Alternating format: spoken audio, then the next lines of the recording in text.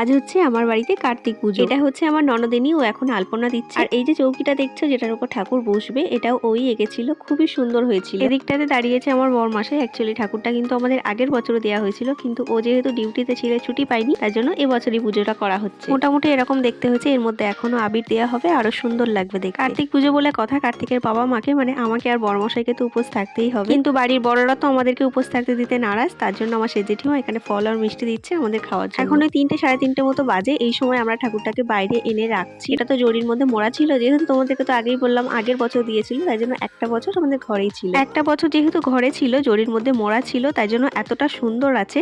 আর একটু যে আশেপাশে ধুলোগুলো পড়েছিল, সেগুলো আমার বড়মশাই বসে গেছে ছেলেকে পরিষ্কার করতে একটা তুলো নিয়ে। আর আমিও এখানে মুখটা একটু পরিষ্কার করে দিচ্ছি, কারণ ওই যে তুলোগুলো আটকে আটকে যাচ্ছিল, সেগুলো একটু মুছিয়ে মুছিয়ে দিচ্ছিলাম। আর আমাদের কার্তিক সোনার মুখখানা কিন্তু দারুণ মিষ্টি। আরো অনেক অনেক মিনি ব্লগ আসছে, চ্যানেলটা সাবস্ক্রাইব করে দিও। টাটা।